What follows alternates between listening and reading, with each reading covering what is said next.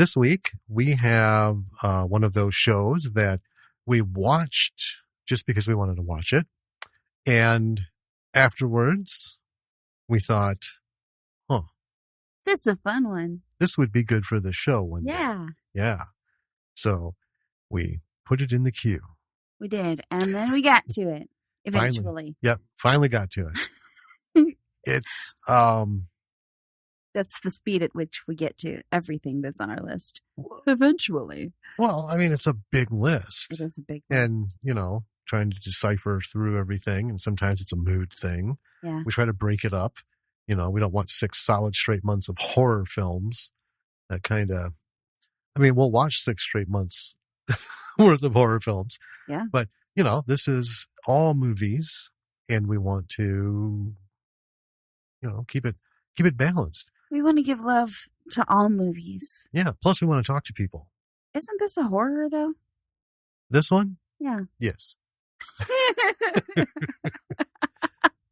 That's irrelevant to the point that I was making. Of course. There. Oh, you made me knock something over. I'm all flustered now. Oh no! Crushed my eloquent point that I was making. Sorry. No, you're not. But that's okay. So anyway, we had some fun talking about this. It's a fun movie. It just by itself, it's just a fun watch. But we cover a lot of things that, it brought to the table. Some good lessons. Also, how to take something old and tired and make it hot and fresh. Yeah, without making it so far out, it borders on tedious. Yeah, without making it obnoxiously weird. Yeah, without going full art film on something. Yeah, it's really good. Really good. We had fun with this one. I always have fun with British comedies. Spoiler. It's a horror. We said it was a horror. Yeah, Could it possibly also be a British comedy? I know, it's just fun doing that. It's in the fucking title. Who knows? It's in the fucking title. Who knows? Of the episode. Yeah. Every episode. If somebody comes in.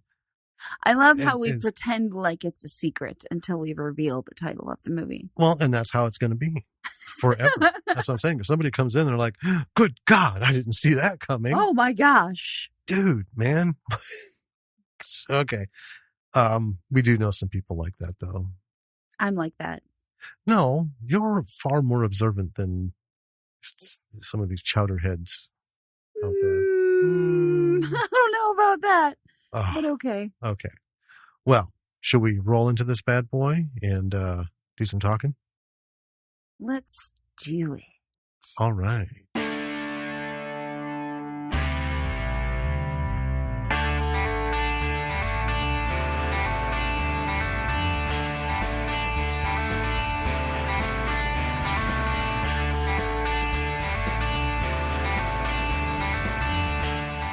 Hey there, B-Siders. Welcome to another episode of Bravo for the B-Side. This is Danny. And this is Jim. And today we have a pretty fun one with some big names. We do. Yeah. This has been kind of on our list for a while. We stumbled across it. It's not going to work. You're not going to make me laugh. You're trying so hard. Avoiding eye contact, smart. Yeah. I just won't look at you. Anyway. We don't have our mood lighting on today. Oh, well, we can fix that while you explain what you were going to explain. Well, usually we start with a little bit of, personal news and stuff. You know what delighted me this week? What? He says, away from the microphone. That's fine. What? What delighted me this week was discovering that little shop that is the little gifts and tea shop. Oh, the little import shop? Yes. That is a tea room. And that I can go and have high tea with Lily, which is just, it warms the cold cockles of my heart. Well, it's only been, 9 years we've been wondering what that place is. I've been wondering it. I don't think you ever wondered once. I was curious, but, obviously never enough to go. We've driven by it, 10,000 times. Yeah. It's adorable. And knowing that there's somewhere we can do just like this nice little, mother-daughter thing is a nice thing. That was something that made me happy this week. Indeed. You know what made me happy? Getting your baby back. Yes. Oh my God. So last week, folks, my computer had an issue and had to send it in. Had an oops. Yes. Although, to be fair, right, I took it, when did I take it in? Was it Friday? Mm-hmm. Yeah, took it in Friday and got it back yesterday. So it went all the way to Texas and came back, all fixed and everything. But, so first of all, had to cruise a few days with my backup, which is my old 2012 MacBook Pro, which is fine. It just doesn't have all the stuff, right? And then get it back yesterday, and I'm like, all right, let's hook this bad boy up, hook up my backup drive, let's do a restore. And of course, it freezes like 3/4 of the way through. Like, all right. Start it all over, froze again, exact same spot. So now I'm facing a fucked up drive, potentially. Yeah. So let's see. It was going all the way until we went to bed last night. I was in here jack shitting around and doing diagnostics on the drive, pushing this, forcing that, da-da-da-da-da. Let it run. Woke up this morning. It completed. The drive was repaired. And then spent all day doing all that nickel and dime shit, especially so we could do this, because this plugin won't work. This plugin won't work. Right. Got to go do this. Got to find this. Got to find the original. Oh, my God. So my happiness came in stages. And earlier today, I was super happy. It's all done. I've got one thing to do, which has nothing to do with anything, maintenance on the external drives, because I've been swapping stuff back and forth and changing the partition format and everything. But anyway, good stuff. Good stuff. And we're able to record. Well, yes, we are. And we could have on the other one. I just don't like doing that because it's just a whole thing. Interestingly enough, another little note. So this week, today, because we're recording a couple days late, so we're actually recording Tuesday instead of Sunday. Yeah. And it's new episode release day. Yes. And what episode released today? Toxic Avenger. That's right. And what did we find out 2 days ago? They're making a new one. Yep. Wish we'd have had that bit of info for the episode. When we recorded that episode 2 weeks ago. Yeah. So anyway, okay. Yeah. We unintentionally timed it just super well. Maybe we'll get a lot of new followers. We've gotten a lot of responses on that. Oh, really? I told you, this thing is a bona fide cult classic. I mean, this is what defined cult classic. We've had like Rocky Horror Picture Show. We've had a lot of stuff in the years before, plenty of stuff. But this started a train unlike any other. I mean, this is like not even Troll 2 has something like this. I mean, I think The Toxic Avenger was one of the first so bad it's good, movies in that kind of thread. Kind of, yeah. And just after the aftermath, the whole Tromaverse, right? It's not just a movie that's a cult classic. It's that whole thing. There's a whole following, so a reboot, I suppose, you think sometimes inevitable, but I'll be the first to say. I didn't see it coming. I would never have seen it coming for Toxic Avenger. Not at this level. No. So it'll be interesting. Well, I'll tell you, if Peter Dinklage is in it, I don't know how they finagled this, but there's maybe 5 people in the whole world who could make me want to see the remake. And Peter Dinklage is one of them. Well, we will see anything with him in it. Yeah. Yeah. Wow. Anyway, I think that's it for our info. My woe, your joy. Yes. For the last week. Nope, never mind. I don't know I have no idea. It came and went. Oh, okay. Yeah. So this week we have something that should be a cult classic. I found this so charming the first time we saw it, and I knew that I wanted to cover it at some point. Yeah, I mean, this is one that we watched because we looked and we're like, ooh, oh, well, look at all these people. Yeah. And so we gave it a watch and we enjoyed it. Mm-hmm. And then we decided at one point to put it on the list. Yeah. We'll get to it. And we got to it. The time has come. The time has come. To talk about this movie. Yeah, because it's a lot of fun. And it's just jam-packed with names. Oh, fantastic talent names. Yes. Yeah. Yeah. Why don't you tell us about it? Why don't I tell us about it? I just said that. That was my idea. So this week we are doing Eat Locals. I have a little thing about that title when we get to the end of this. It was done in 2017, directed by Jason Flemyng, writer Danny King, starring, now hold on folks. Hold on to your butts. Freema Agyeman, Adrian Bauer, Billy Cook, Charlie Cox, Mackenzie Crook, Eve Miles, Tony Curran, Dexter Fletcher, and Annette Crosby. And more. And more. Yes. those were the ones we decided to go with. It was actually rated TVMA. Right, because it was a direct-to-TV. Yeah, so it should have had a theatrical release. Oh my God, this thing would kill. Well, it went to film festivals and did really well. Yeah, but I mean, like, out in the world. Yeah. Budget was $1.5 million. And here is the plot. Facing difficult times and with their glory days long gone, the 8 undisputed British vampire overlords gather up for their semi-centennial meeting. However, before the break of dawn, there will be blood and corpses. Lots of them. And that's pretty good. This logline makes this movie sound like an epoch. Yeah. A bit of a spoiler. It did not fail to deliver on that. No, it's at all. Fucking wonderful. Oh man.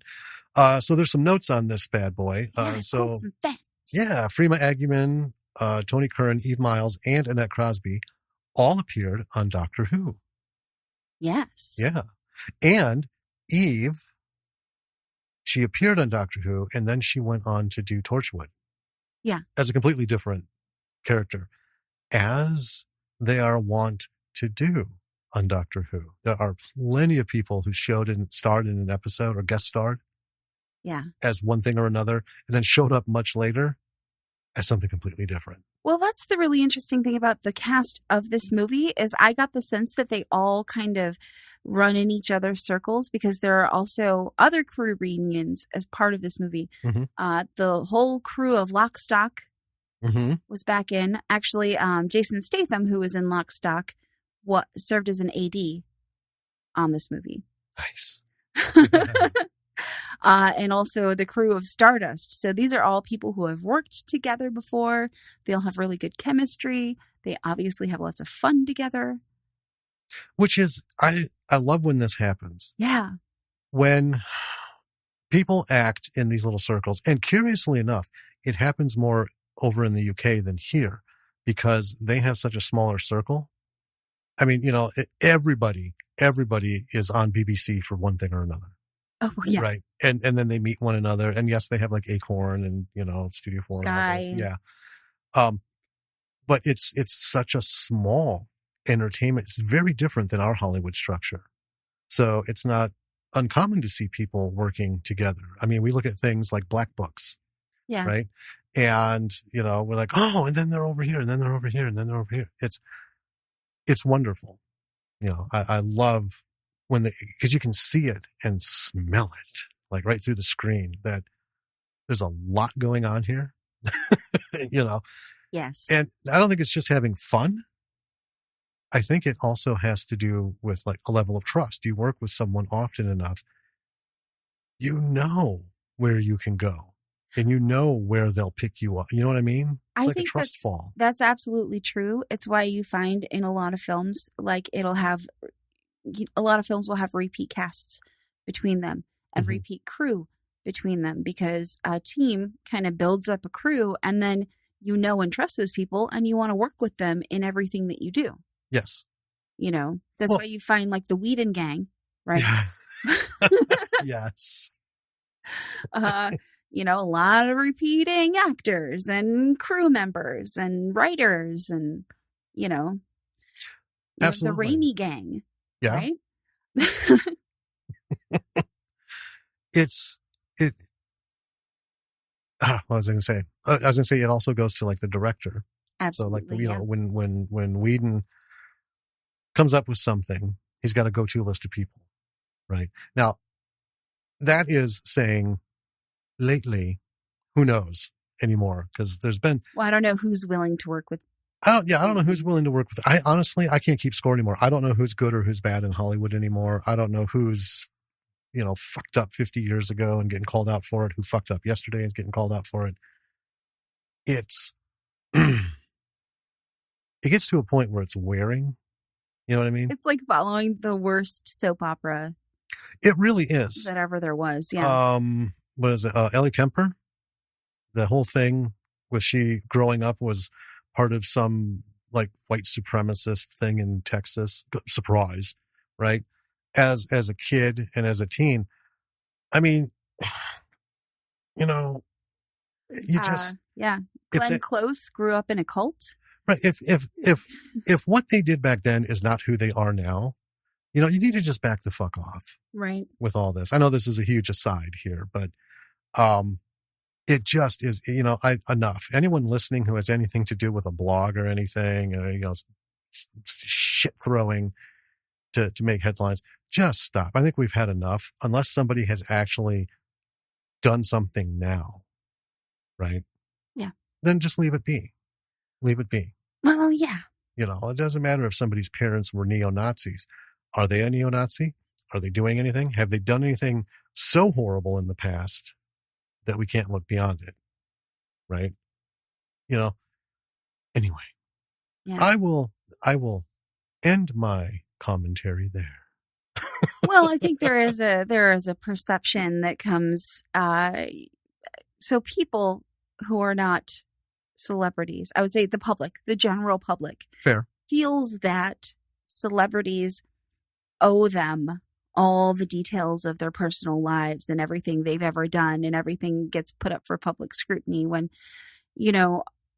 I don't begrudge a celebrity for wanting to have a private life. No, I agree. And I've said before, when you become a celebrity, this is what's going to happen. You can't get pissy about it. You have to accept it. But you can do what some smart celebrities do and just be very guarded. Right? I mean, there are celebrities who we've not seen their kids. Oh, right. They're very adamant about that. They don't mention them. They don't accept questions about them. Right. In interviews and stuff, which is, laudable. I mean. Oh, yeah, for sure. You can do those things. But if you're going to become a multimillionaire for playing make-believe, you're going to have to understand the people who have made you that, your fans, are going to get excessive. Oh, absolutely. But that's not saying they have a right to. One of my favorite little stories about celebrities, like passive aggressively putting off paparazzi, is Danny Radcliffe. Yeah. Very famously wore the same exact clothes every day for weeks and weeks and weeks so that the paparazzi following him around couldn't get fresh pictures. I love it. Yeah. I mean, it's genius. Oh, it's so smart. I mean, paparazzi, though, that's a whole different thing. It is. We're talking about fans. Oh. Yeah, the fucking paparazzi needs to just go. Anyway, back to this. Yeah, there's some more interesting tidbits. Yeah, so back to Eat Locals, which, I just love this thing. So the original title for this movie was Reign of Blood, and it was changed on director Jason Flemyng's suggestion to Eat Local.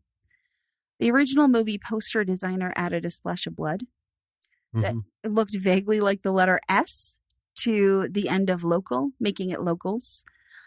So then the producers officially adopted Eat Locals as the title. And that caused us a bit of confusion and conversation because we had the original poster. Yeah. It says Eat Local, and it's got those weird blood splotches. And I think maybe it was a bad render of it too, because it didn't even look remotely like an S. Right. Right. And, and then we're like, but it says eat locals.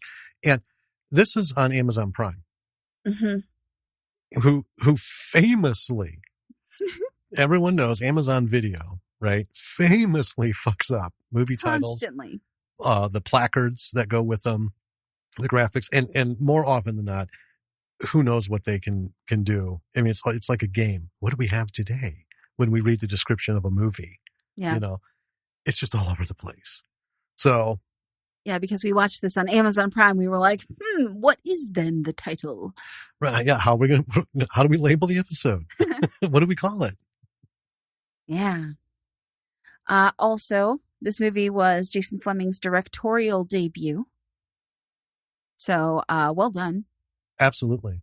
Yeah. This was solid. Well directed. Do you know about the Wilhelm scream? I do know about the Wilhelm scream. Do you want to tell us? I think you should tell us, because it's like your rosy note. So, well, okay. So this is in the trivia on IMDb about this, is that the classic Wilhelm scream is used in this film. The Wilhelm scream is in the public domain, and it has been since 1951. Basically, because it was in a Nothing Burger movie made in 1951, a little B movie or something. Yeah. I can't remember the name of it. I did know it. I prepared, and then I forgot. That's fine. And this scream, you might not know what it is by its name, but it has been used in well over 400 films and TV series since 1951. Yep. This scream has been in almost as many films as Danny Trejo. I know, yeah, almost. Just about.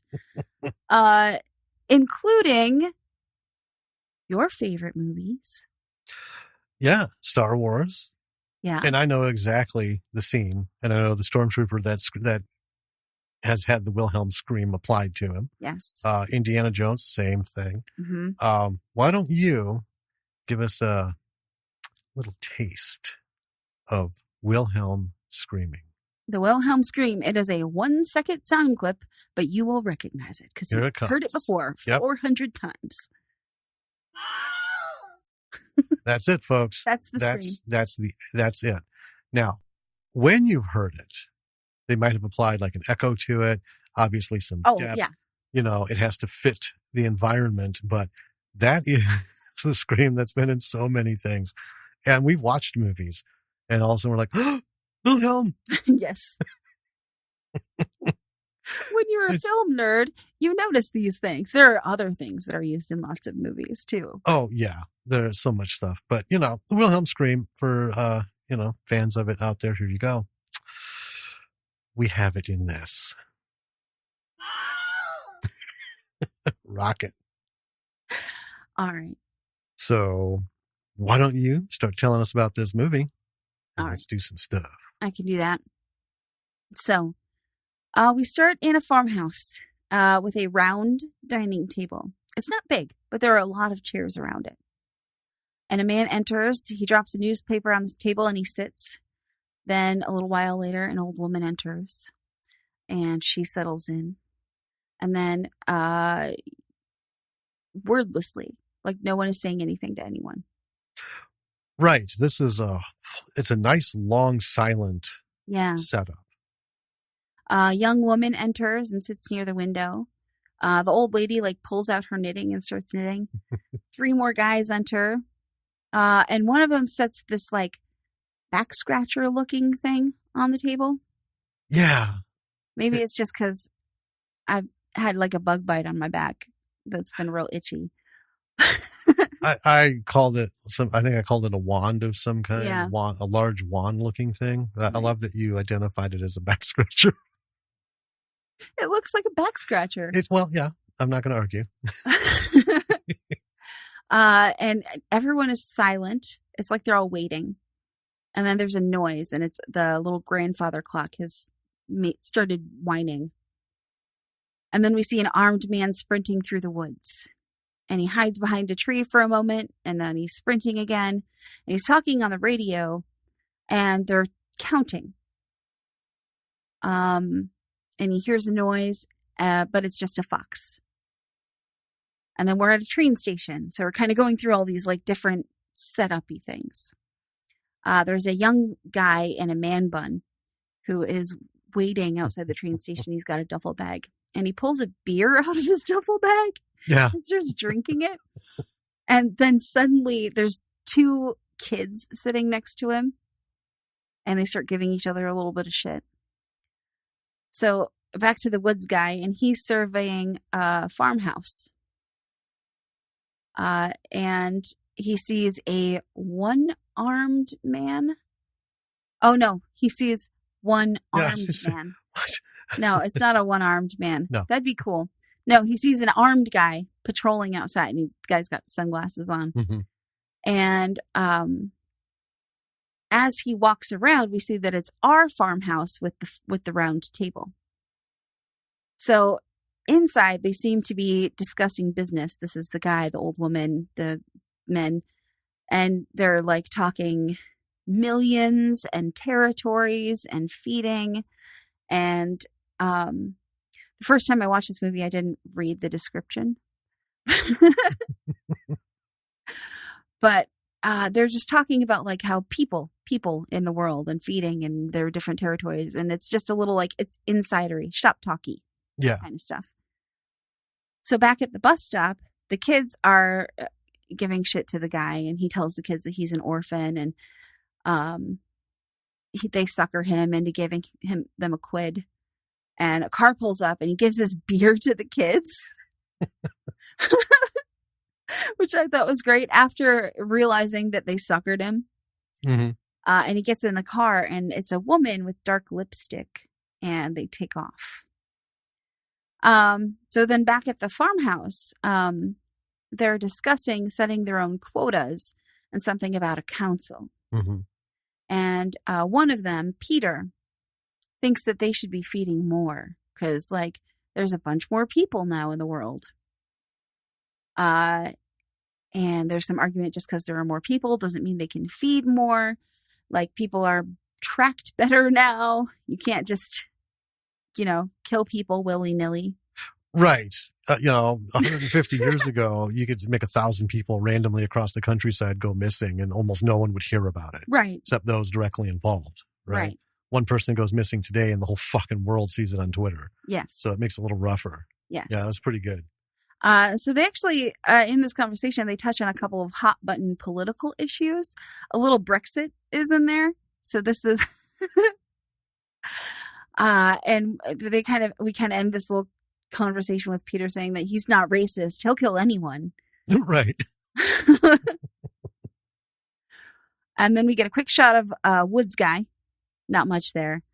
And then back inside, two of the people are accusing one of them. He's a curly-haired guy. So these are all the vampire overlords. They're accusing him of overfeeding. Mm-hmm. And taking his victims young.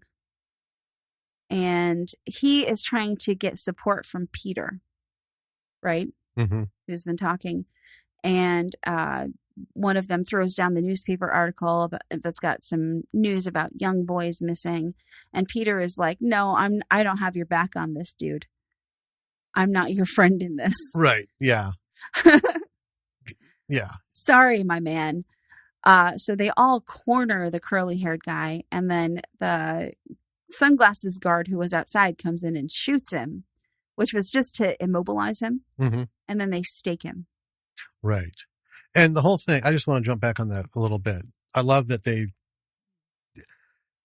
a lot of vampire movies out there. Yeah. Right. And I love when they have these formal, like, bits of reality. Yes. Were there a vampire society? These are things they would have to talk about. And I loved how, Peter's like, well, that's my, he's my friend, but dude,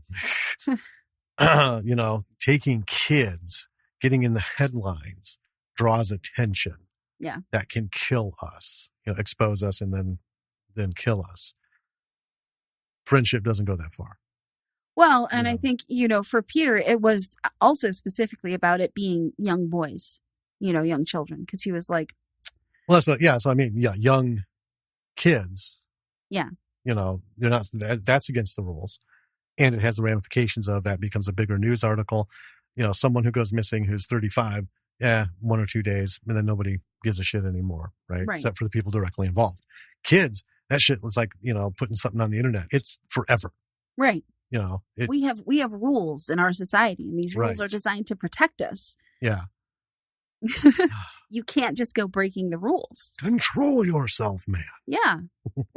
And from outside, the woods guy has seen it all, right? Right. He's been watching this. And then we see one of the vampires. He was the first one that walked in with the newspaper. His name is Henry.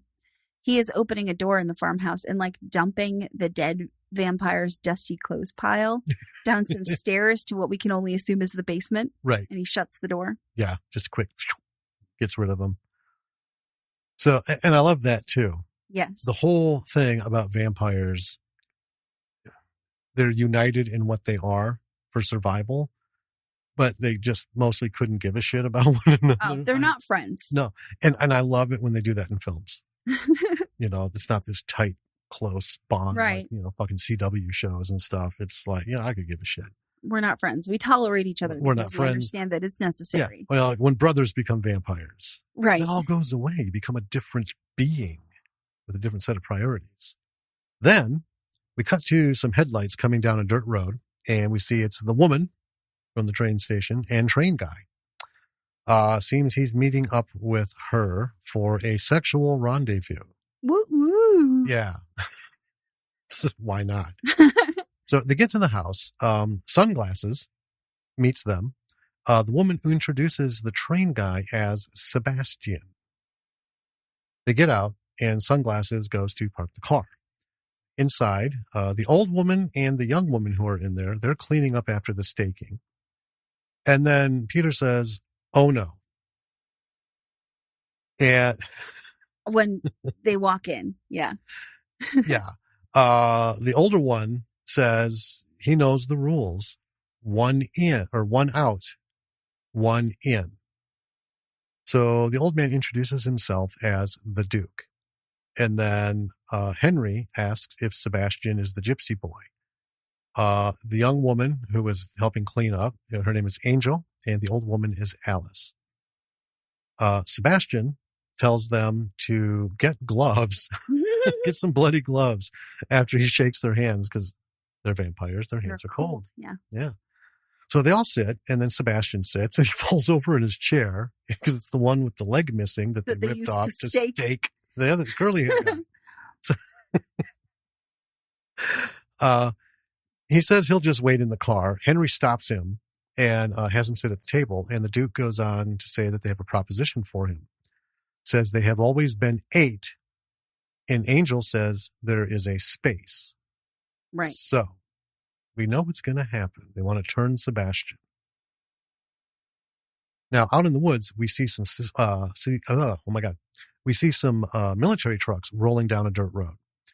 In one of them, a soldier is calling for a team on the radio, getting nothing. Next to him is an officer. You can tell by his sweet beret. Yes. Who says to be patient. The Vatican has waited for years. A few temporal minutes won't matter. So then the first soldier pulls out a rosary. Can I ask you something? Yes. When he's radioing the team on the radio. Yes. I didn't want to put this in my notes because I didn't want to be wrong, but I thought he was calling the A team. Like I thought he was calling this team A team. A team come in. That's what I thought, yeah. And I was like, A team? Dun, dun, dun, dun, dun, dun, dun. Mr. T?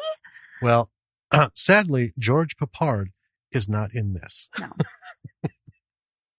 So anyway, the soldier pulls out a rosary, and I will refer to him henceforth as Rosary. Excellent.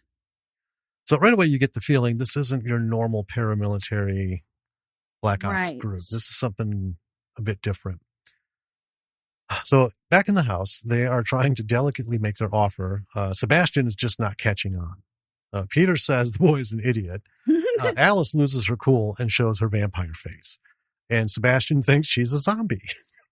And they're like, what? The woman didn't tell him what they were, wanted to leave it a surprise. Then he finally gets it. They vote whether to make Sebastian a vampire. Everyone votes yes, except for Peter. The Duke tells Sebastian he apologizes. It's not a unanimous vote, so he won't be let in. And then we learn the woman who brought Sebastian, her name is Vanessa. The Duke tells Vanessa the boy is her responsibility. She's upset because she's researched Sebastian extensively, and he's a full-on gypsy blood. Goes back 12 generations, right?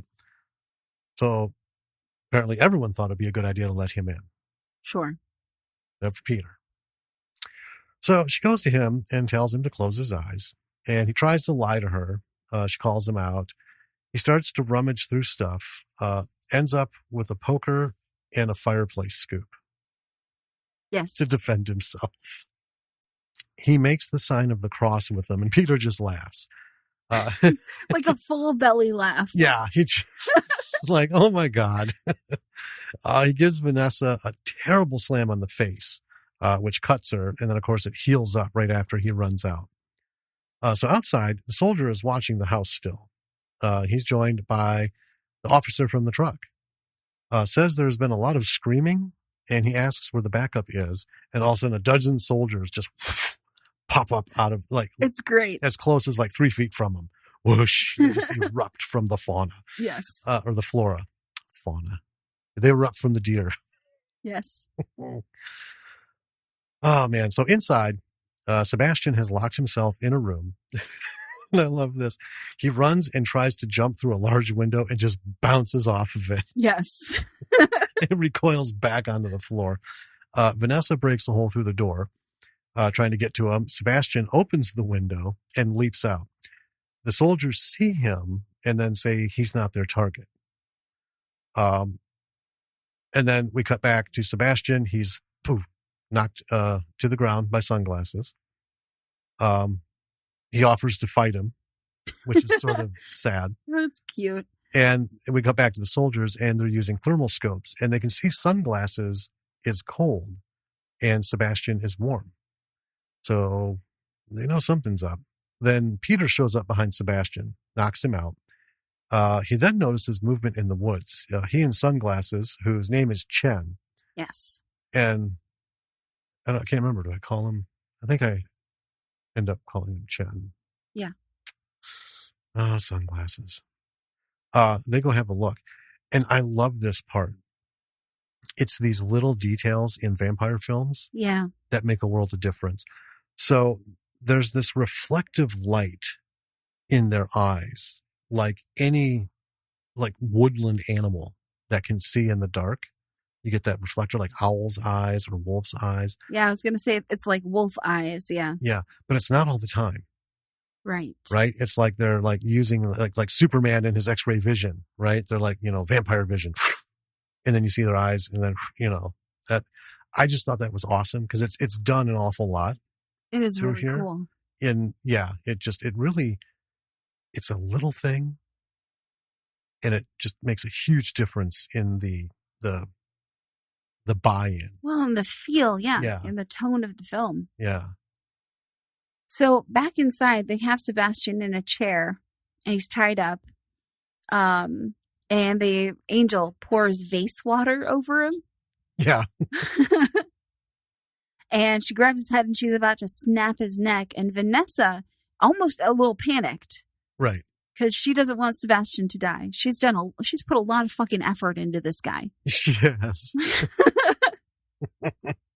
Vanessa's like, wait, we shouldn't waste a meal. And Angel's like, oh, good point. Yeah, how often you get a free eat like this, right? He's gonna die anyway. Yep. So outside, the military are arguing about whether they should take out the two targets they saw outside, which was Chen and Peter, since they didn't know that there was more than one originally. Right. Right. And then we're back inside, and just as Angel is about to bite Sebastian, the military busts in. Yes. And the squad leader, as they open the door, and they all kind of freeze. Everyone freezes. Yeah, soldiers freeze, the vampires freeze. Sebastian, he's just like, It's this terribly awkward moment. And the squad leader for the military radios, we have a problem. once he realizes what it is that he's seeing. And Henry, who is played by Charlie Cox, who is just fantastic in this movie. Oh, absolutely. And for those who don't know the name to associate it with the face, Daredevil from Netflix, the series. Yep, yeah. he is Matt Murdock. Yeah, or he was that jerky Duke on Downton Abbey in the first season. Oh yeah, the Dick Duke. Yeah. So Henry says, "You have no idea," and turns out the lights. And a lot of screaming and bullets later. Oh, that was a weird thing that my soundboard did. Yeah, it was. Did you hear that? Yeah. Try that again. Ooh, that's new. Anyway. Weird. So a lot of screaming and bullet fire later. It's clear that the squadron is all gone. And the military now knows there is more than two. Yes. Yes. Definitively, more than two.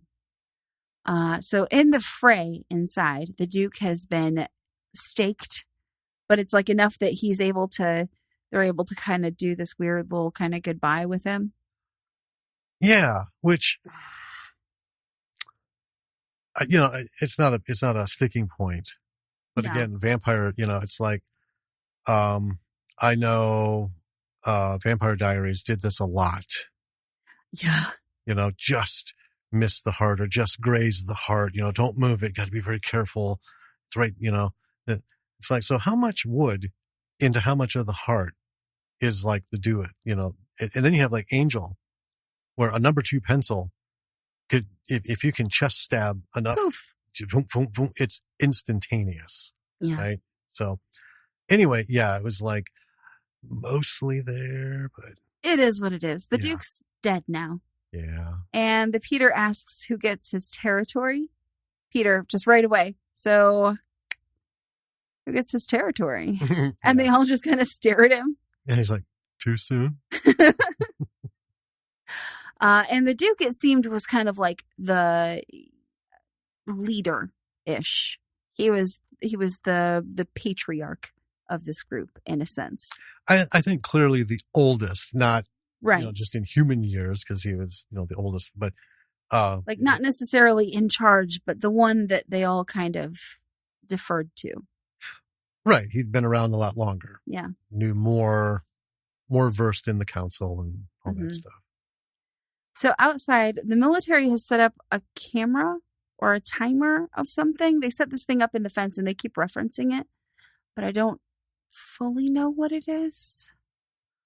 Looks like a camera. It's a camera, and they end up linking to it. Oh, okay. Because it's Oh, yeah, because they can't be too close to the house. Right. Yeah. And, scopes can only get you so far, so they snuck up and planted that thing, so they got an up close, and then it beams the signal back. Yeah, that tracks. Yeah. Inside, all the vampires are like hiding. They're kind of ducking under the windows and stuff because they know that there's military outside, and they're listening to one of the radios from the downed soldiers. Mm-hmm. And the military almost immediately is like, oh shit, they have one of the radios. This channel is compromised. Like Rosary is trying to set up a plan, and the other military guy who's butting up against, the colonel. The colonel is like, they have a fucking radio. Switch to another channel. Yeah, you just broadcast all that on a compromised channel to the enemy. Yes. So then the vampires are arguing about what to do, and Sebastian tries to wriggle his way out of the room, but he gets caught. I love that. Yeah, he's like, he's doing the mud crawl with his elbows. Yes. And Angel looks down, going somewhere? He's like, So inside, they agree not to kill Sebastian just yet, because they might be able to use him as leverage in this whole military thing. So Henry says that he'll put Sebastian downstairs with the others. Yeah. And we're like, oh? So while tying up Sebastian downstairs in the basement, Henry introduces the Thatchers, who are sitting there, and they have bags, like burlap bags over their heads that say "Eat Local." Yeah. They are the owners of the farm. Mm-hmm. And he takes the bags off their head. And it's like, here's the Thatchers. They own this place. And they're gagged. Yeah. So, yeah. And the Thatchers are clearly not happy with this whole situation. They are not. As, one might expect. Right. So we see the military are watching again, and they are trying to figure out what's going on inside the building because they see a cold body, and it's in a weird position, and there's like another cold body. And we find out inside it's Angel, who's eating one of the dead soldiers. Yeah, in the doorway. In the doorway, yeah. And Peter comes up and makes a comment about how that's in bad taste. And she's like, I'm fucking hungry. And some bullets start flying through the window. And we see, so fire has opened on this farmhouse. And then from out of the front door comes little old lady Alice. Yep.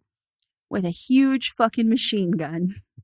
And she just opens fire like a total badass. Yep. Gives a little scan of the area. We get that vampire eye thing. Yeah. And then kaboom. A boom. Yeah. Back in the basement, a bullet has flown through and it bounces off of a thing and hits Henry. And I mean, there's like a lot of traded gunfire going on upstairs and outside and everything. And the vampires are not coming out unscathed, but the bullets don't seem to do much to them. Right. They are not super concerned. Peter is not being helpful at all. He's sitting. He's just sitting. With like it's not a window bench, but it's a built-in like bench in the wall in a corner. He's just sitting there. I think he's reading. He makes occasional snarky comments. Yeah. About what's going on. And we see in the basement, Henry is having a little conversation with Sebastian. And he reveals that he doesn't feed on humans because he used to be one. Right. He's a vegetarian. Well, he's a non-human, I guess. I guess he's not a vegetarian. Yeah. He's a... What would the word be? Right? A humanitarian? That would... Humanitarian? He's a humanitarian. Well, you can't say humanitarian. Because I think all the humanitarians out there would... I think a humanitarian implies that he eats exclusively humans. A human-free diet?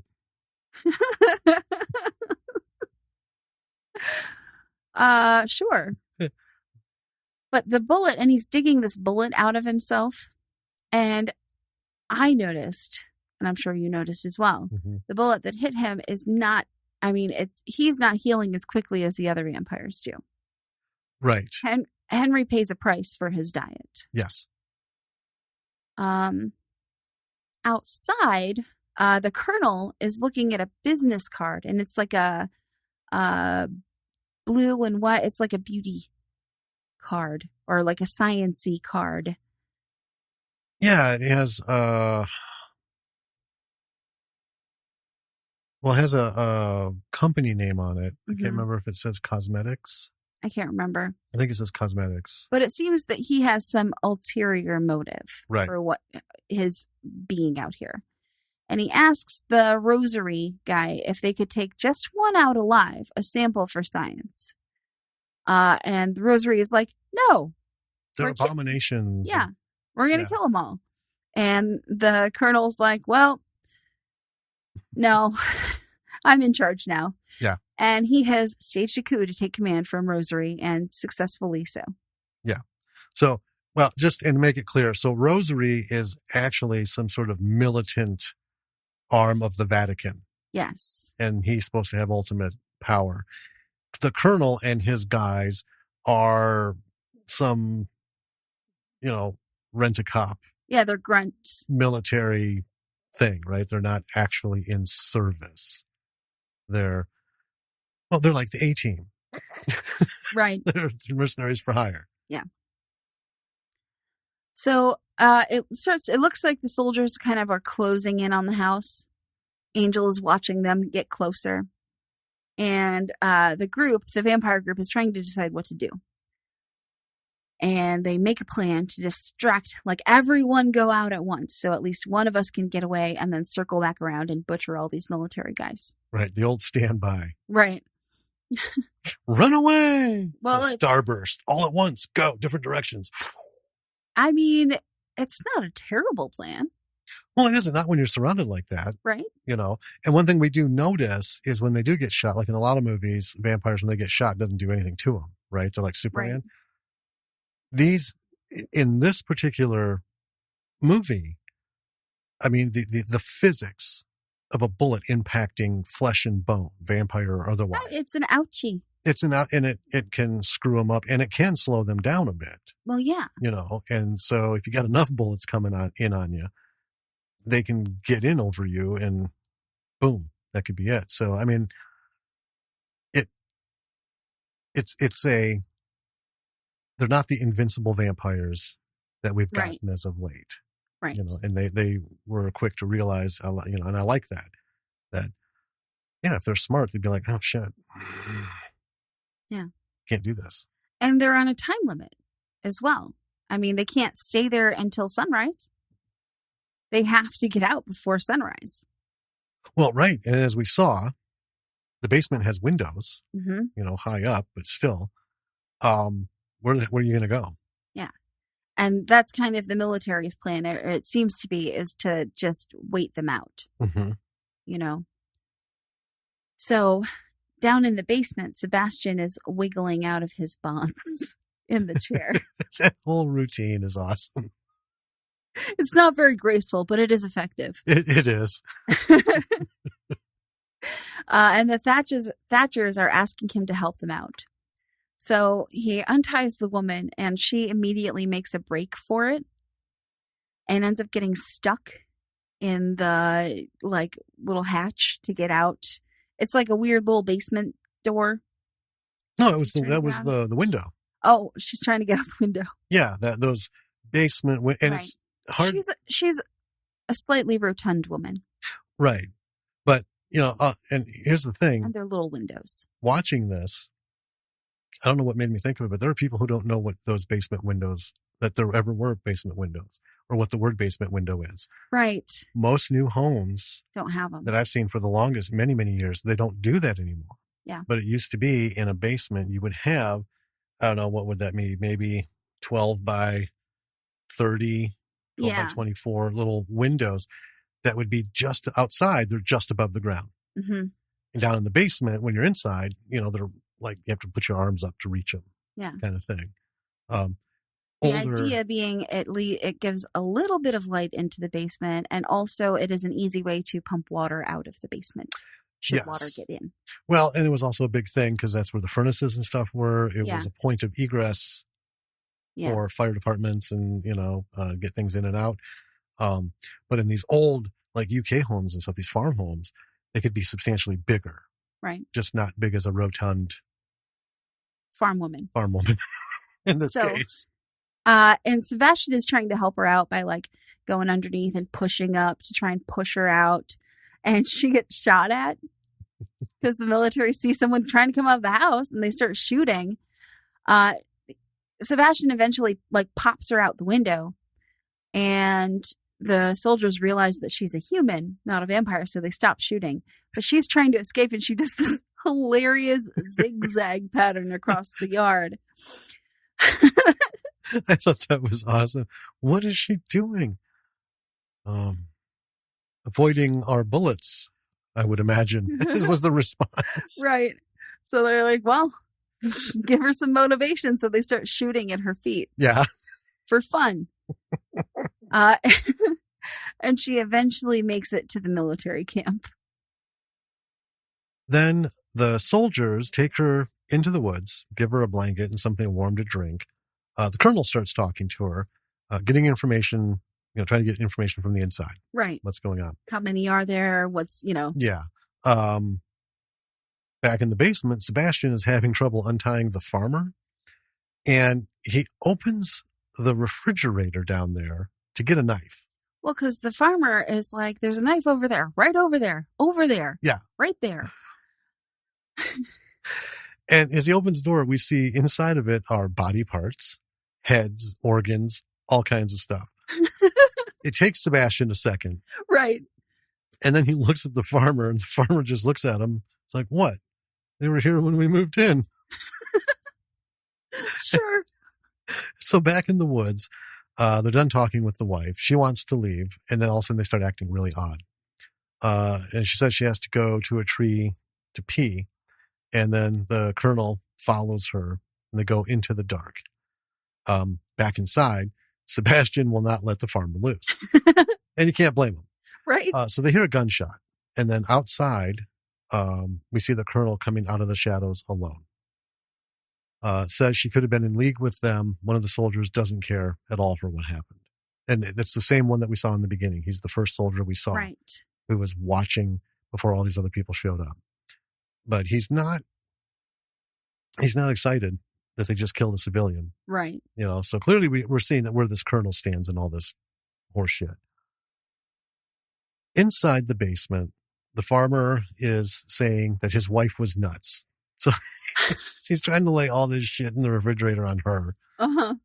Oh my God. Then we see the vampires start to exit the house, armed and ready for trouble, except Alice, who comes out with her walker.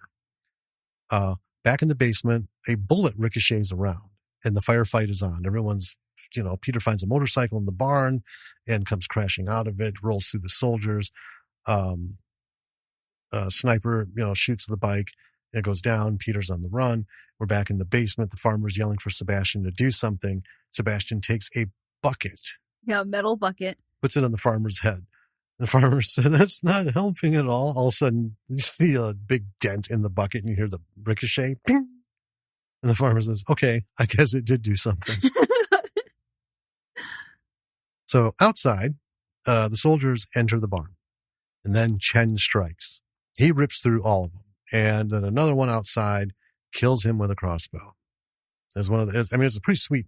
It's a pretty awesome fight. Yeah, he's just gliding and moving. He's very like, Matrixy. Yeah, fight. He's like a wisp of badass air. Oh, hell yeah. Just fucking whipping around. And then, some knucklehead outside, 500-yard shot, takes him out with the crossbow.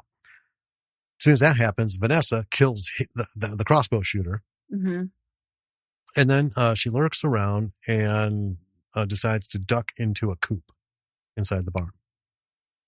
And outside, 2 soldiers launch a rocket into the barn. I know. And it's funny because she's looking through the coop to the outside and she sees what they're doing. And she just smiles. And then we see the explosion. And then we see this flaming ball over here.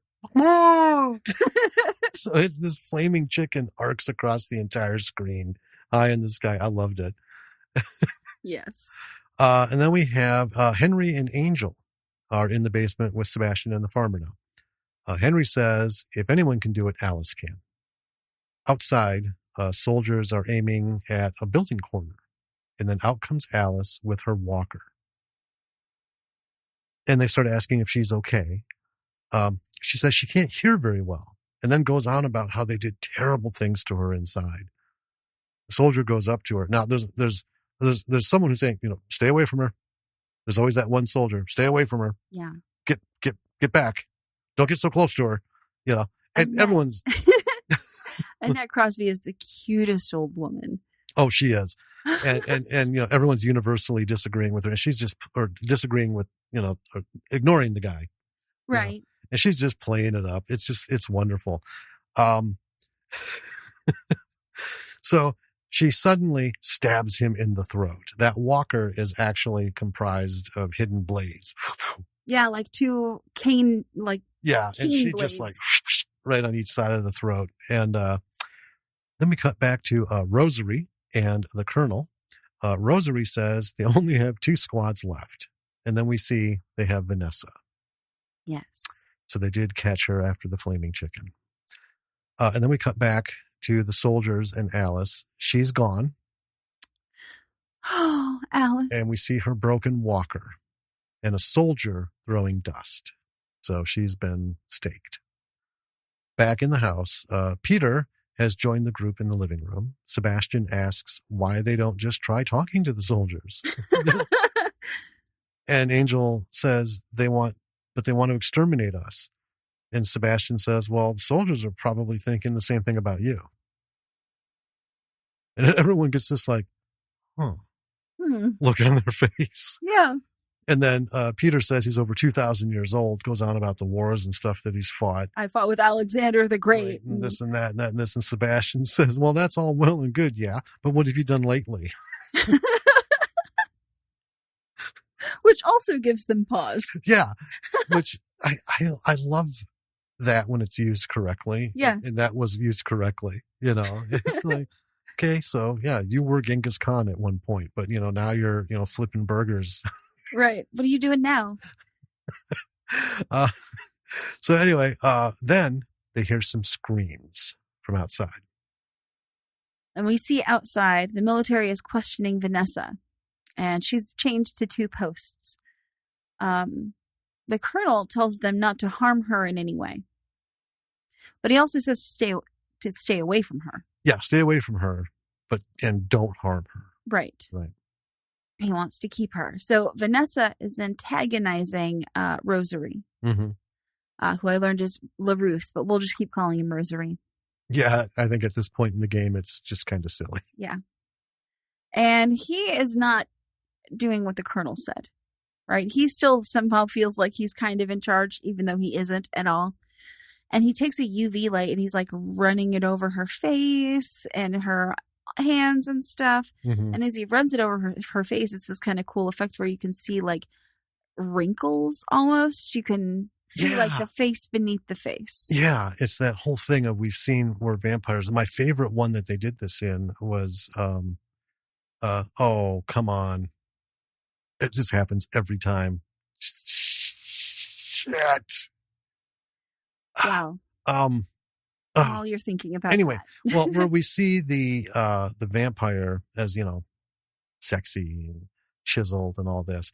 And then their like true form is kind of like what they did in Skyrim with the. Oh, yeah. A monster. Yeah. Yeah. Fright Night. That's what I was thinking. Oh, sure. Yeah. So she manages to snap at his hand, breaking the skin. And he's like, oh, shit. And another soldier is like, did you get bit? And he's like, no, it barely broke the skin. So this other soldier starts chasing him with a gun. and Rosary's like, no, I'm fine, really. He runs off.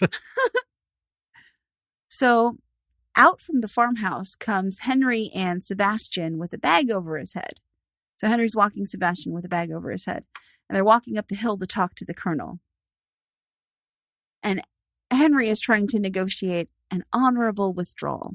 Mm-hmm. And the colonel is like, I hear you. I see this. I respect it. And then he shoots Sebastian. Yeah. And we see Rosary is chained up now near Vanessa. And he's reciting the Lord's Prayer, but his eyes are changing. They're doing that reflective thing. Yes. And it doesn't look like he can control it. Like he's mid-change. It's like happening. And his skin tone's a little different. Yeah. You notice? Yeah. So they're also chaining up Henry, who says, and Henry's like pissed. Yeah. And he tells the colonel he's going to do something he hasn't in 600 years, which is to enjoy killing the colonel.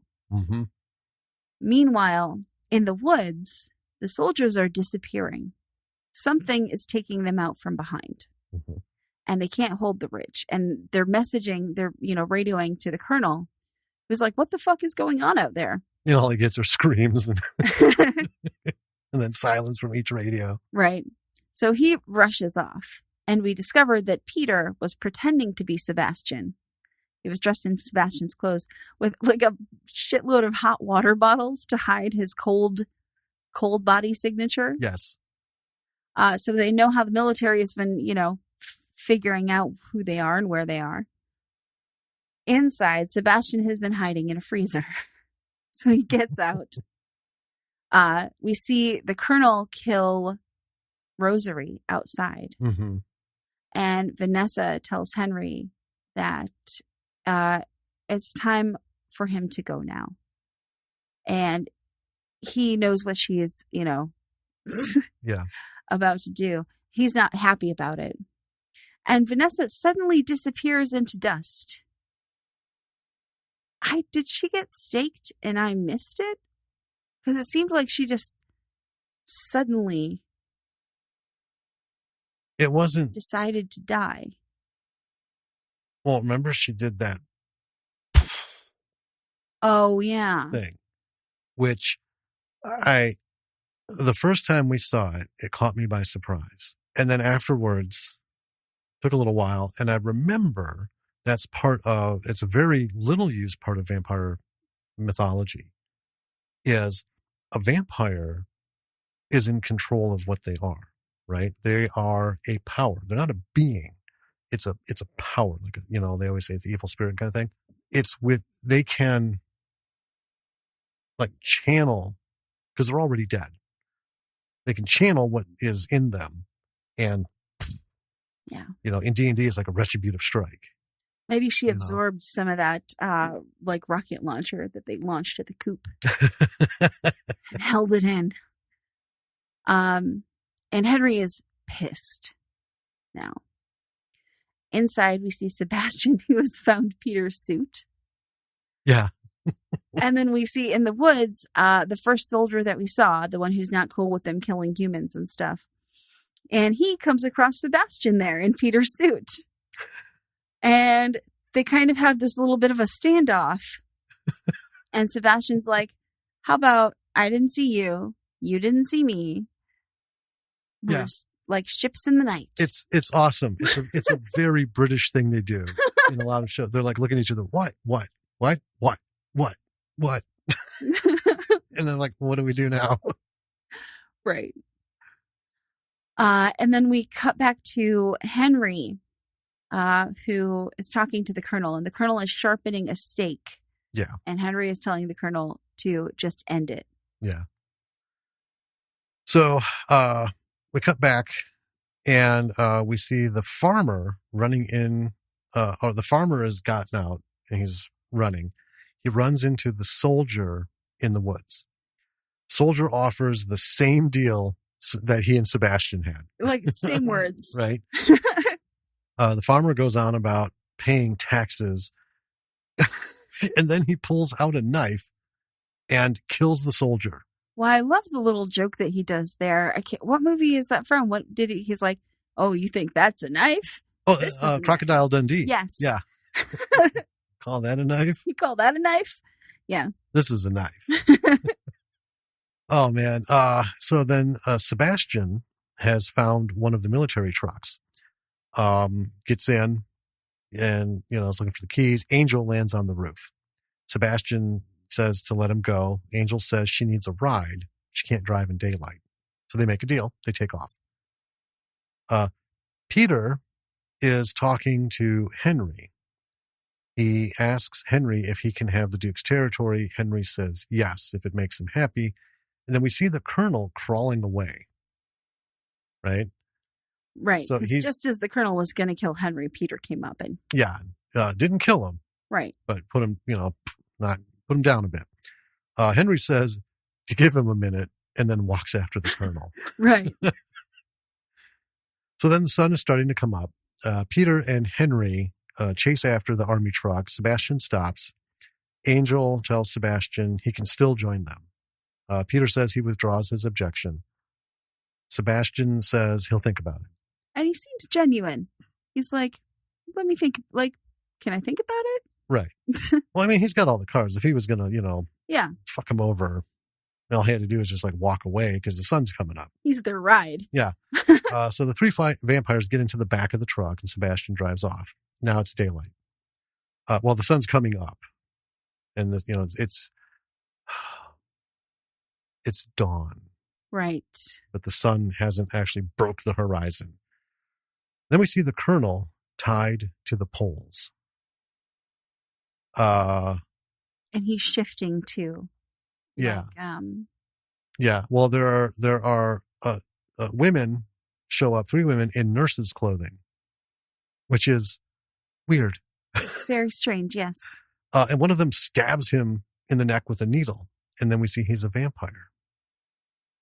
And as the sun breaks the horizon and the actual rays of the sun strike him, he bursts into flames. Then we see a cosmetic commercial for a protein-based face cream that keeps you looking young. Yeah, it's our patented protein complex. Right. So the Colonel had to deal with a cosmetic company to get samples from vampires to create this Anti-aging cream. Yeah. Oh, I hit the thing. You hit something. Yeah, it's fine. Yeah. So that is Eat Locals. Eat Locals. There is so much about this that, again, comedies are so hard to talk about and capture the humor. Yeah. Because, that's the thing with comedy on film. It's movement, it's timing, delivery, it's dialogue, and, the actor's ability to be expressive and communicate. You can't just talk about it and make it funny. There are so many laughing points in this. It's just delightful. It is. It is really delightful. And it's typical UK fashion. It comes so quick and so dry. Yeah. And it's wonderful. Witty, quick, dry dialogue. Yeah. And when you see them reaching and trying, they do it in that very obvious way, almost, purposeful. It's tongue in cheek. Yeah. And you can tell. It's not like, oh, that was a hit and a miss. You can tell we're going to do this bad joke, play it up. Right. We know this is a bad one. Yeah. Overdo it a bit. Yeah. I love British humor. Oh, it's wonderful. It hits my funny bone in just the right place. And every one of these people we've seen in so many other things. Mm-hmm. Peter is Detectar. Right, from Defiance. Defiance, which you just started watching the other night. Yeah. We started going through, and then we started over so Lily could go through all of it with us. So that's Tony Curran. Rosary is Mackenzie Crook, who is in our favorite metal detectorist series. Oh, yeah. The Detectorists, Pirates of the Caribbean. Yeah. Good old Wooden Eye, Googly Eye. And he's also in the original Office with Ricky Gervais.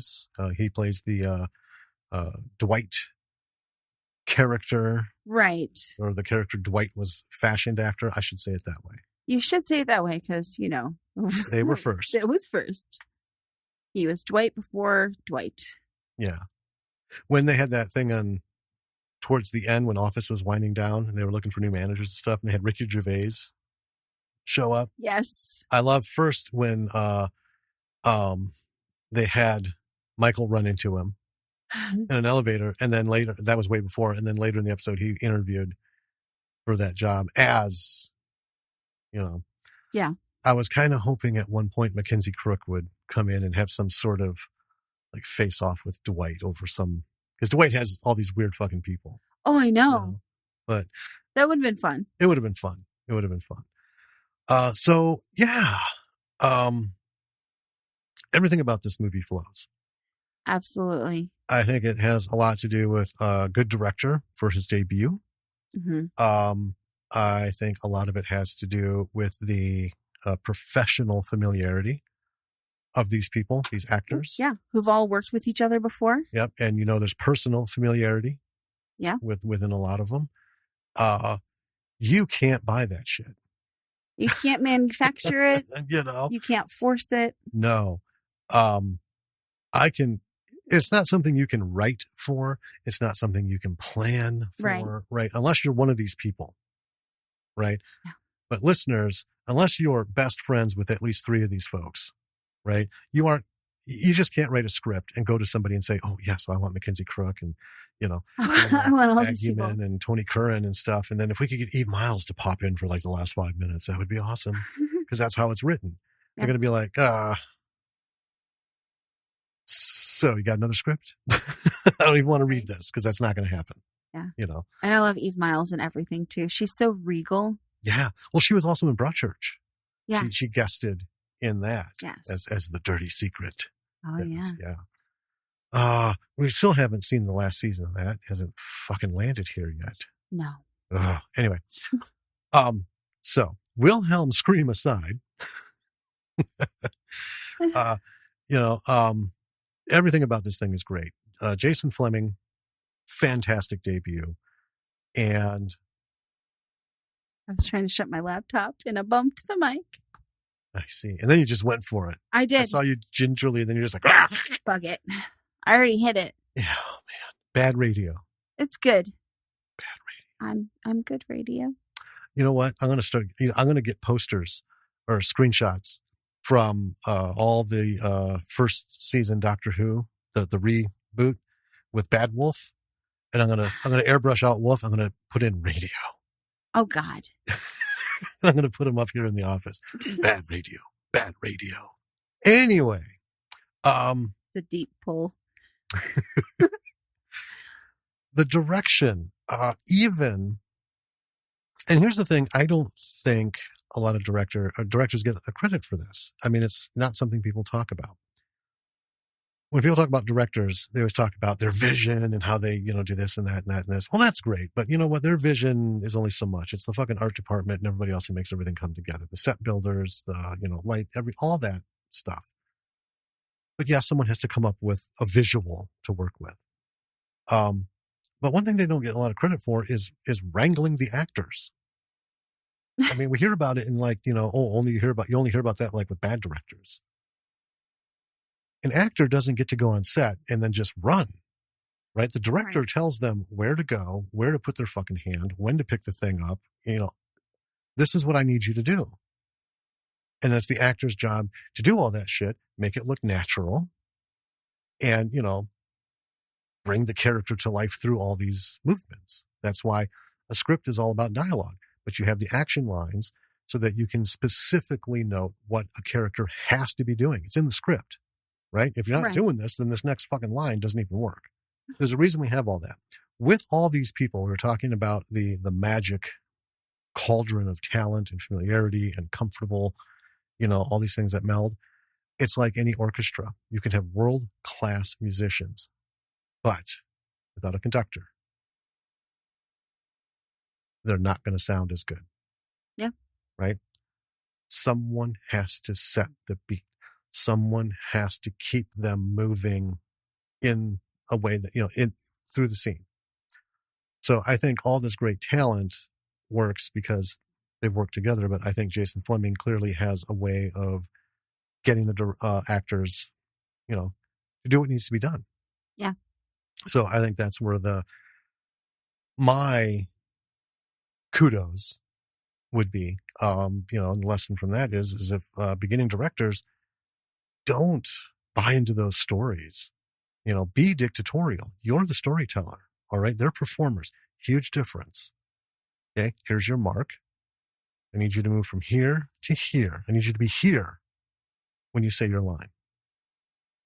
And that's why they do take after take, because they're not going to be like, okay, you need to move from there to here, but take 4 seconds doing it.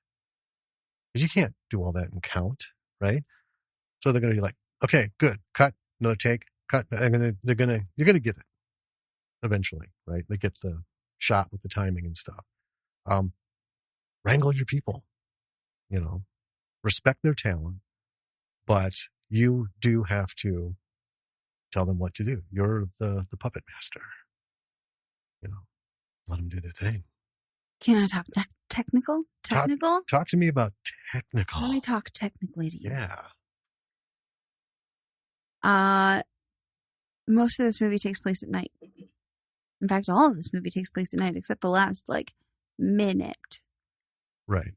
I do not think that they shot this all at night. I mean, there's a lot of indoor stuff in the farmhouse.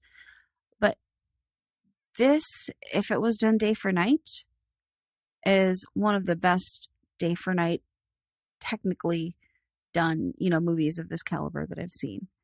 It was not that, weird blue. Right. I think they did shoot primarily at night.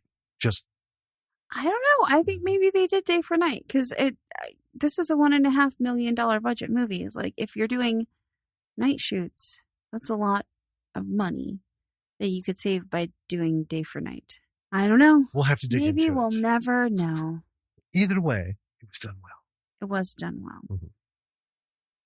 That was my thing. The vampire effects, I like them. Yeah, not overdone. Not overdone. Really fun. The teeth were even really fun. Yeah. it was a new look, not drastically new, right? But new enough that it wasn't the standard, you know.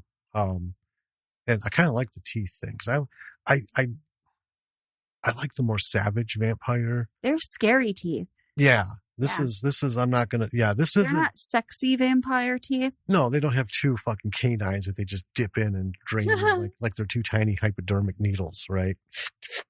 No, these are teeth that are like, I'm taking half your fucking throat out and then I'm just going to drink you. Yeah. You know, I like that. They're fabulous. I like the story. I like it too. It's simple. It's simple. We just want to deal with this, Mm-hmm. right? We have to have this meeting. We got to talk about some stuff. We got to handle some stuff. And then, you know, shit starts to go sideways because here comes the Vatican. There is one fun part where they're talking about, like, they're really upset that all this has gone down because they've had their meeting. They're like, maybe we should just fucking meet on Skype next time. Yeah, I love it. Oh my God. That was so funny because Alice, right? She goes on about how she can do something on her computer now. I was like, oh, she can do the video? Oh, You yeah. can do the video now.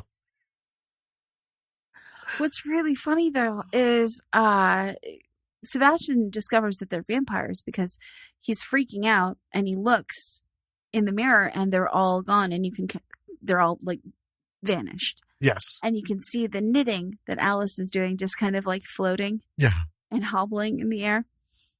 So I wonder how a Skype call with vampires would look.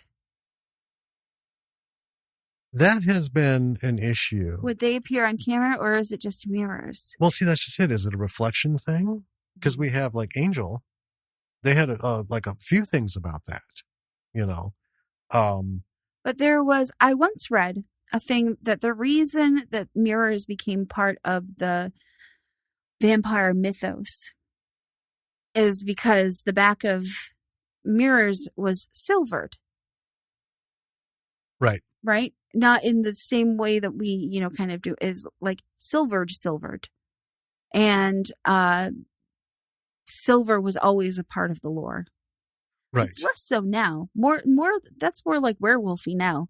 Right. But that was why the reflection wouldn't show up because silver is not simpatico with, Right. And there's a lot of things with it. Because they're not of this world anymore. They don't cast a reflection because they're not here. They're like right. spirit. Well, I had read that it originated because of the silvered part of the mirrors. Because, silver refuses to show because it's pure. It refuses to show. Right. And then it kind of like evolved into other things. Right. Being human. They had a whole thing about that. Like when they went on their, fucking rampages and stuff, especially in the jail. Yeah. Right. Video cameras caught nothing. Right. They're like, you can't be, don't get caught on camera and this and that because you won't show. So there's all kinds of levels. I mean, I don't know where I stand with it. I'm just saying, if none of them would show up on a Skype call, why not just do a phone call? It would essentially be a phone call. It would.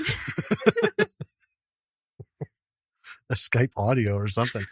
But, yeah, I just saying we should just Skype.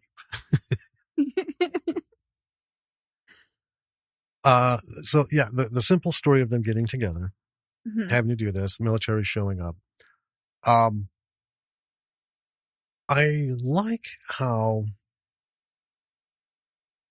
Sebastian is not your typical human who was A, going to be, offered to become a vampire and then B, killed for, not getting voted in. He's looking to get out and get away and stuff, but through the whole thing, he doesn't turn on them. No. Like a lot that they do, right? So the victim escapes and it's like, there you go. He's just like, when he sees the soldier. Not my bag, man. Can we just pretend we didn't see each other? right? Can we just not get all wrapped up in any more shit? Just go our own way? Sure.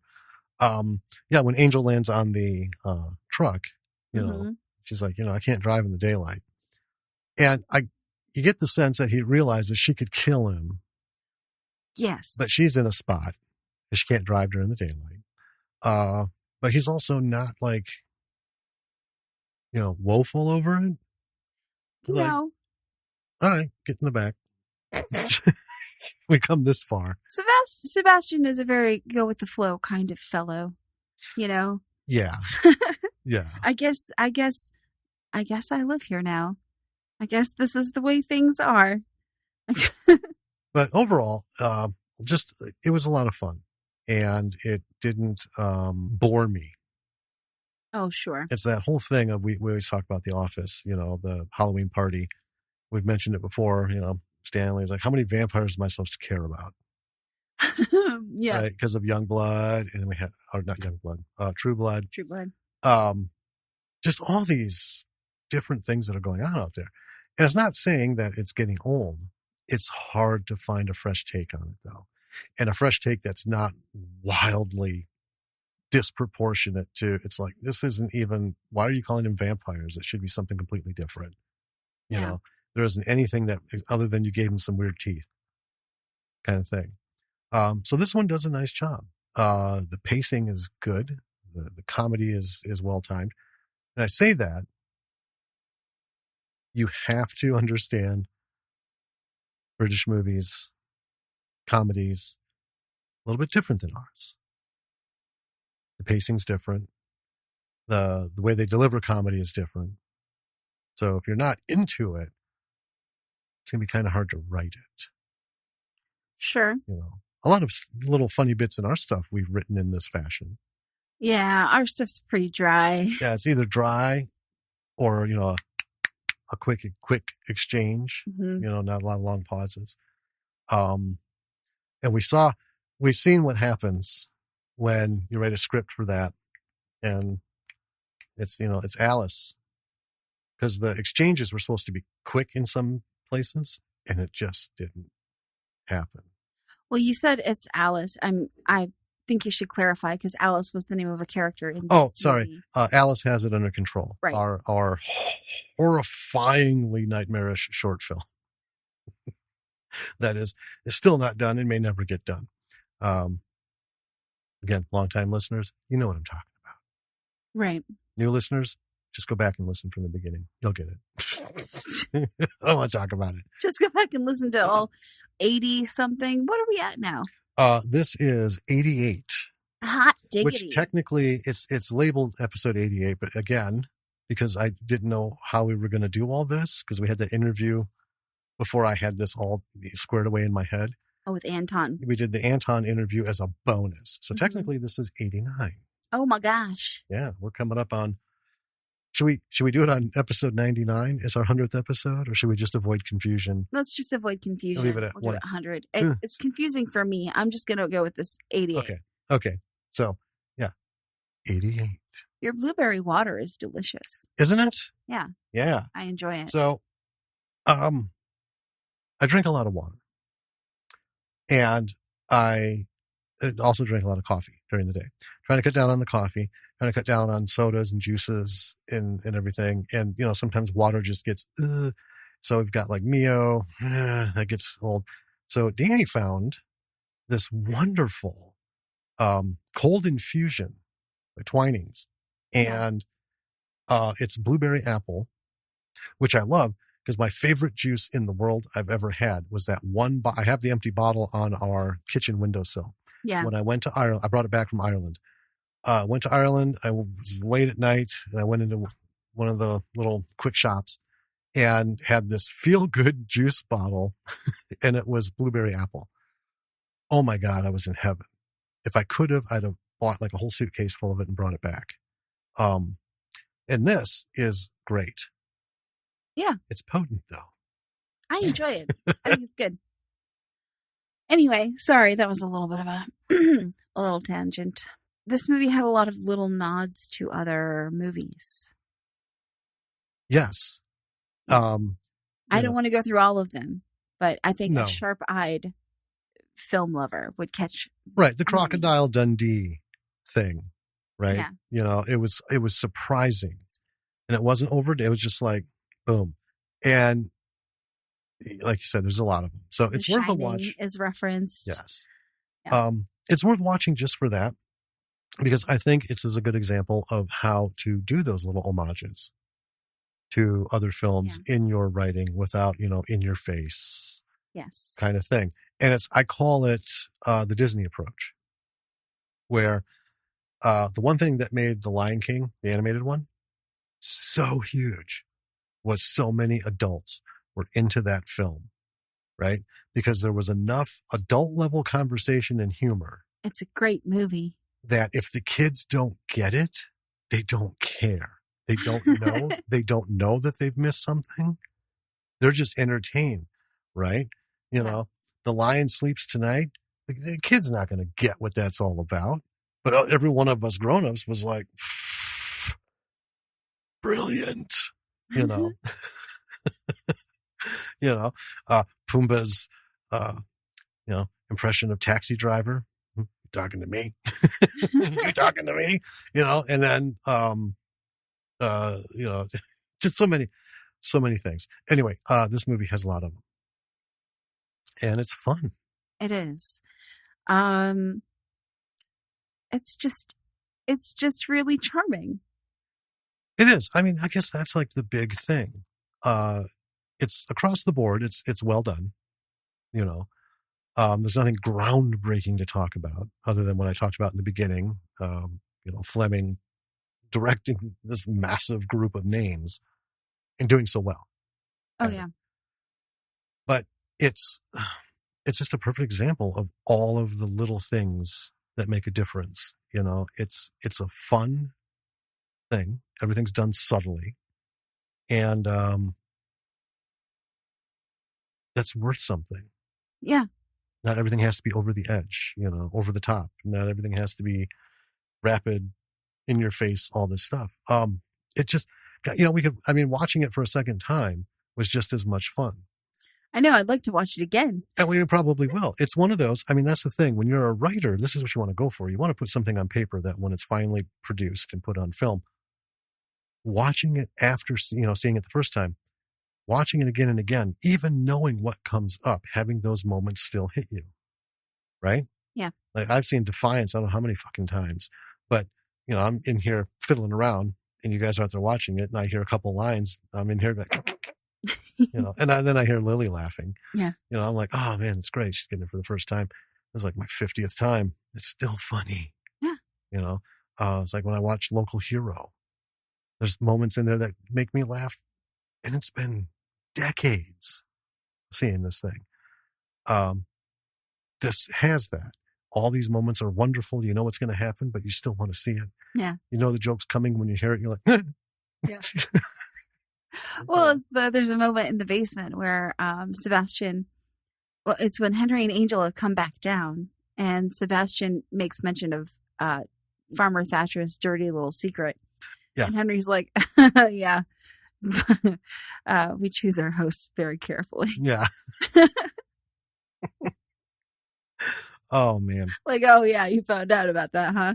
Oh, and I was going to go, it's a little late, but I'm going to throw this in before we start winding it down. The whole thing about Peter masquerading as Sebastian. There's a small conversation at one point where they're talking about how the fuck did they get out? They're stuck in this, they're pinned in, they're surrounded. Right. And Peter says, if we could just get out there, if one of us could get into the woods, because that is their terrain. Oh yeah. If they can get out into the shadows, boom, and that's exactly what Peter does. Mm-hmm. That's why they did that whole Sebastian thing to get him out.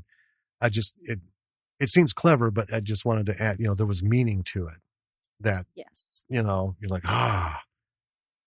tricksy little shit. Yeah. And he's doing the vampire thing, just wisps, killing people left and right. It's awesome. Mm-hmm. It's pretty cool. So, massive cast of talent. Wonderful. Watch this for the lessons, watch it. I mean, you know what's going to happen. Watch it and see how well, it's done. And use that as inspiration. And more than anything, watch it because maybe they'll get enough momentum going. It's not unheard of that they'll pull films back out and put them out there. That's true. I do also want to say this is a lesson that we have touched on in previous episodes, but we haven't touched on it in a while. This whole movie, besides like 2 scenes, takes place in one location. Right. It's a farmhouse and the woods around the farmhouse. Right. I mean, which could have all been done and probably was all done on the same location. That can happen. It may not have been, but I mean, it's well, but I mean, yeah, of. we know in some of these instances, like the front yard will be shot with the house, and then they'll have like backyard scenes, and it was like somebody else's house across town. Right. Right. They just don't show the house. Yeah. They show it from the house perspective. But I get the feeling with the movie of this budget that it was probably all the same location. I mean, they always, when you get a big estate like this, there's a lot of shooting room. That's this just is smart filmmaking. Well, I mean, it's clearly a real farm. Yeah. Right. This isn't some like, Brentwood Studios. No, this is a real farm. Yeah. And it has real woods. And if there was a place in there to do it, because it's a dirt road, I think the third location was the train station. Yeah. Yeah. So yeah, you can count a single location as, you've got like 200 acres. You got a lot of places to shoot. That's highly intelligent indie filmmaking, is making the most out of like a single location that you can. Yes. Yes. It's like, craft services for indie film, right? You get that big old, Subway or whoever, bringing, subs, right? Before everyone gets to the table, you sneak it there and cut those subsections, cut them in half. So now you've got twice the number of subs, even though they're smaller, right? Because people instinctively grab a little sub. So you say mini subs. So they grab a smaller one. You can feed more for less. Sounds like a dirty trick.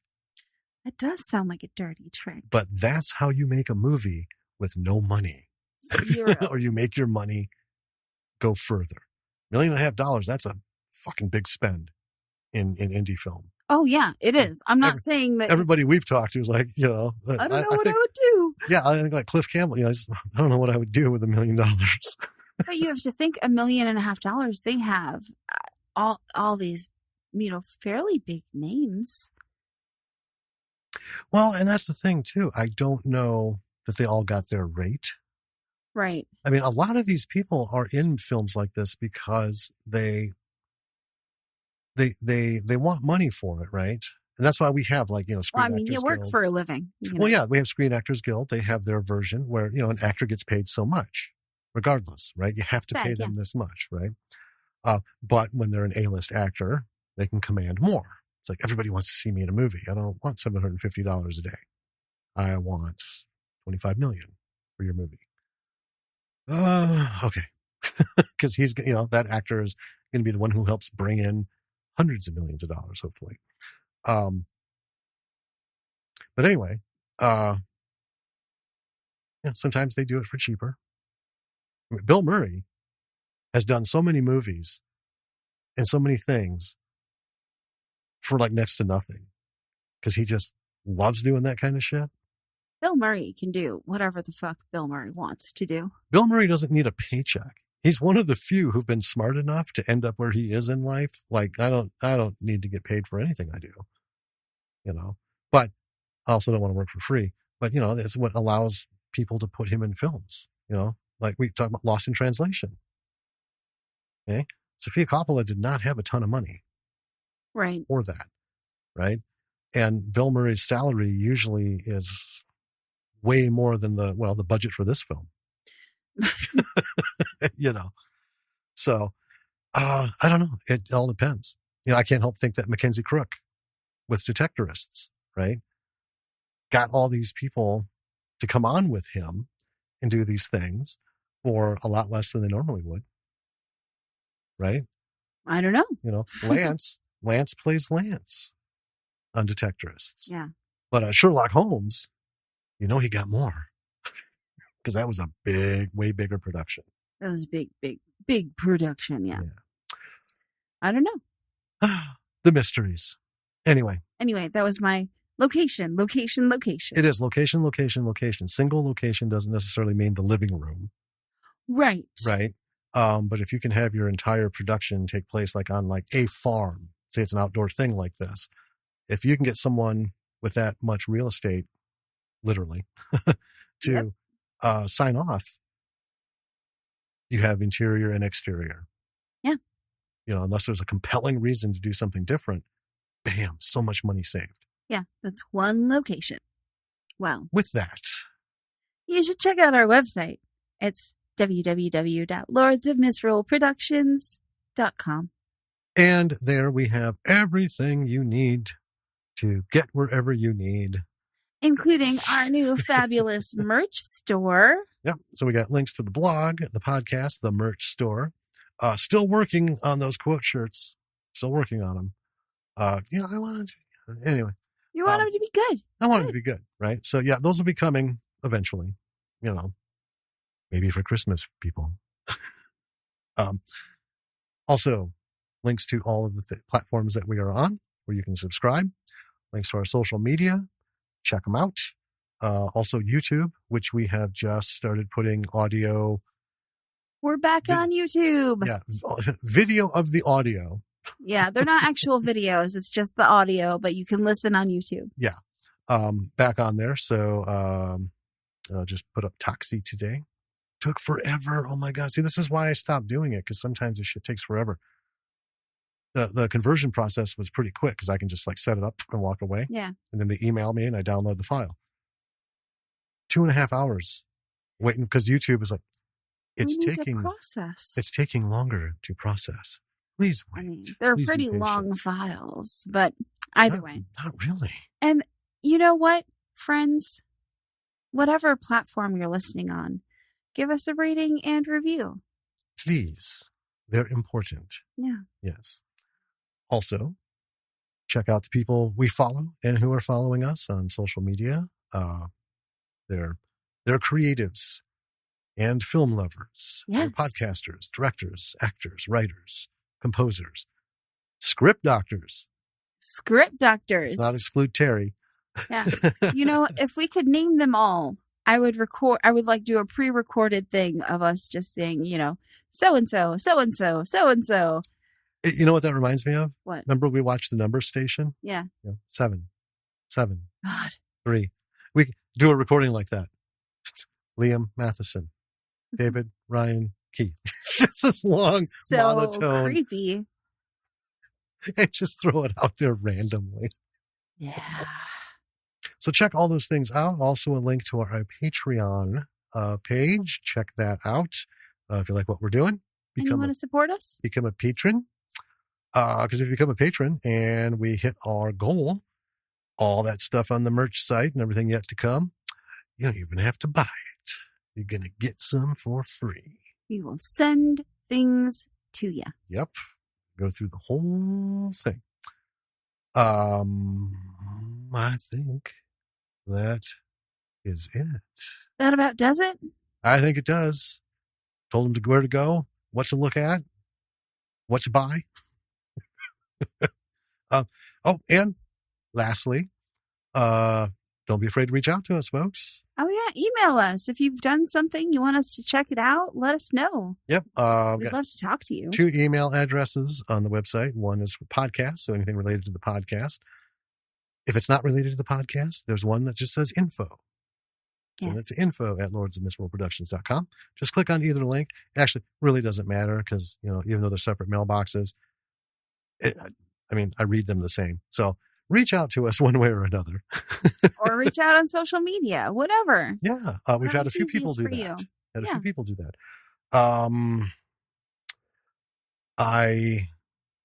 This will be out way later, but Miles's next episode on the Disc Dump podcast is going to be us talking about Fear and Loathing in Las Vegas. We gave it away. Our Toxie one came out today, and his with us has not come out yet. No, he said his next episode is. But he did promo it. Yeah. So yeah. All right. It's not a secret. No, So it's not. go check us out on the Disc Dump podcast. Yeah, if you haven't caught it by now or heard it, if you're just tuning in, this is your first episode. Yeah, the Disc Dump podcast with Miles Trout. It is the Fear and Loathing episode. And yeah. And his other ones are wonderful. I listened to, what did I listen to today? Book of Eli, which I rented it and I never returned it. And I don't know what happened to the DVD, but I never ended up watching it. Now I kind of want to watch it because I listened to Miles talk about it. Lucky for you, we own it. Dope. Yeah, because I watched it and I really liked it. It's Denzel Washington. Oh my gosh, yeah. So that right there is 4.5 stars. Right? If it was an Andy Warhol film where it's 170 minutes of Denzel just like sitting in front of the camera, not even looking at the camera, just like staring at shit, maybe even nodding off, I'd watch it because that's 4.5 stars. Right? And then it just goes from there. Awesome. So yeah, check him out. Like I said, check everybody out that you can for podcasts. And you know what? Yeah. We got to preview his new podcast that is coming out. And it is dope. And we forgot to mention it in our last one. Oh yeah. But Miles's new podcast coming out is called Toast of the Realms. And it is a D&D actual play podcast where Miles is the dungeon master. Mm-hmm. And he and some of his buddies play Dungeons and Dragons. And it's pretty cool. We got to listen to the first episode because we're good buddies. Yeah. Because Miles is our good buddy. He's just cool. He's a cool dude. Yeah. Thank you for listening, B-Siders. We love you and appreciate you. And we will be talking to you next week. We sure will. All right. So until then. Bye. Are you going to say your name? Oh, yeah, I guess. It's me, Danny. I'm so sorry. Until next week, this is Jim. And this is Danny. Bye, everyone. Bye.